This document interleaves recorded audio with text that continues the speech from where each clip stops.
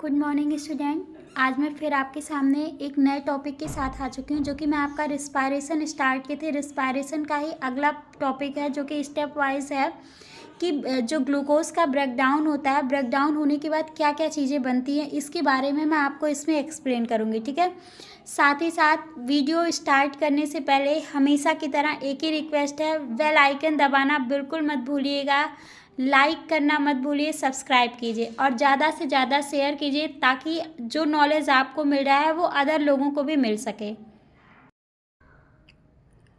आज का जो टॉपिक है रिस्पायरेशन का अगला पार्ट है breakdown of glucose by various path. Glucose जो है वो वेरियस पाथ मतलब होता है डिफरेंट टाइप से वो टूटता है, ब्रेकडाउन करता है, तो वो क्या क्या चीज़ें बनाता है इसके बारे में मैं इस पाथवे में शॉर्टकट में आपको बता रही हूँ। देखो, पहला पाथवे क्या है, देखो ग्लूकोज टूटा, ठीक है, साइटोप्लाज्म में ये प्रोसेस होता है। ग्लूकोज का फॉर्मूला है C6H12O6, ठीक। ये टूटता है, टूट कर ही क्या बना रहा है, पायरुविक एसिड प्लस ये कुछ एनर्जी को रिलीज कर रहा है। क्लियर। उसके बाद अब ये पायरुविक एसिड 3 स्टेप में रिएक्शन करेगा। पहला तो अब्सेंस ऑफ ऑक्सीजन, मतलब ऑक्सीजन वहाँ पे अब्सेंट होगा, उस कंडीशन में क्या होगा, ये एथेनॉल का फॉर्मेशन करेगा plus carbon dioxide gas release करेगा और साथ ही साथ कुछ एनर्जी भी रिलीज करेगा। अब ये प्रोसेस जो है पूरा ये होता है कैसे, फर्मेंटेशन के थ्रू होता है। Process of pyruvic acid into ethanol, carbon dioxide and energy by east, मतलब ये ईस्ट के प्रेजेंस में, ठीक है, पायरुविक यहाँ पे क्या होगा, ईस्ट का प्रेजेंट होगा और ये पायरुविक एसिड ब्रेक डाउन होगा एथेनॉल में C2H5OH जिसका फॉर्मूला होता है, और प्लस CO2 में, साथ ही साथ वो एनर्जी को रिलीज करेगा। इस प्रोसेस को हम क्या कह रहे हैं, फर्मेंटेशन कर रहे हैं। क्यों कह रहे हैं, क्योंकि ये ईस्ट के प्रेजेंस में हो रहा है। इतनी चीज़ें क्लियर हुई। आगे चलते हैं। देखो, अब सेकेंड स्टेप में जो मसल्स में होता है उसमें क्या होता है, जिसमें ऑक्सीजन पूरे जितने अमाउंट में होना चाहिए उतने अमाउंट में वो होता है, ठीक है, इन सफिशियंट ऑक्सीजन, मसल्स में ये रिएक्शन होगा। तो ये पायरुविक एसिड आपका ब्रेकडाउन होगा किसमें, लैक्टिक एसिड में प्लस एनर्जी में। अब ये आपका जो लैक्टिक एसिड और एनर्जी में ब्रेकडाउन हो रहा है पायरुविक एसिड, इस प्रोसेस को क्या कहेंगे, accumulation of lactic acid causes muscles fatigue, it occurs after rigorous exercise, ठीक। ये हमारे मसल्स में फैटिग्यू लाता है, मतलब थकान लाता है। और ये क्यों होता है, जब हम एक्सरसाइज, रिगोरस एक्सरसाइज करते हैं उस कंडीशन में हमारा पायरुविक एसिड ब्रेकडाउन हो जाता है किसमें, लैक्टिक एसिड में और एनर्जी में, ठीक।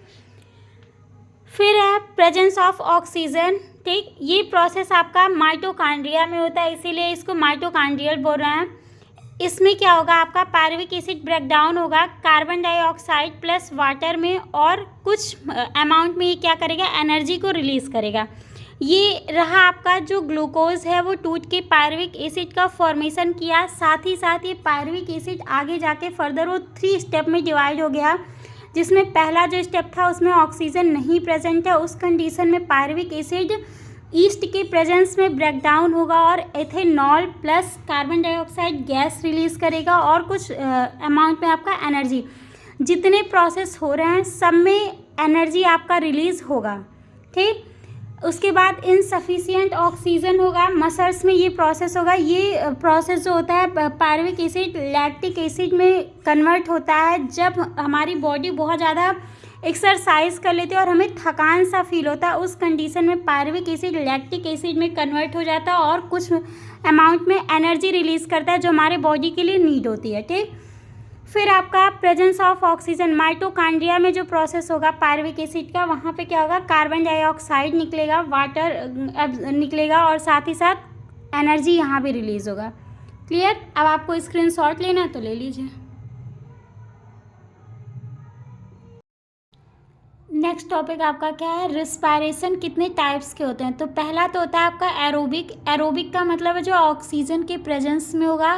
दूसरा है आपका एनएरोबिक, जो कि ऑक्सीजन के अब्सेंस में होगा, ठीक।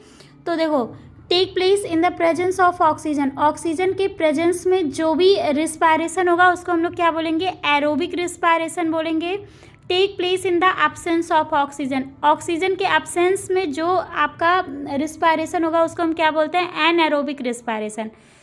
फिर आपका नेक्स्ट क्या है, आकर्षण। ये जो एरोबिक मतलब ऑक्सीजन की प्रेजेंस, इसके पहले जो मैंने आपको बताया पायरुविक एसिड टूटता है तो आपने देखा होगा जो ऑक्सीजन की प्रेजेंस में होता है वहाँ पे माइटोकॉन्ड्रिया में वो घटना घट रही है। तो मतलब यहाँ पे ये क्या हो रहा है, ये जो है फिनोमेना कहाँ पे हो रहा है, आपका माइटोकॉन्ड्रिया में हो रहा है। आकर्षण साइटो, जो आपका एनारोबिक जो ऑक्सीजन के एब्सेंस में होता है वो कहाँ होता है, साइटोप्लाज्म में ख़त्म होता है। और ये इसका जो फाइनल प्रोडक्ट होता है वो कौन सा होता है, अल्कोहल या फिर लैक्टिक एसिड होता है।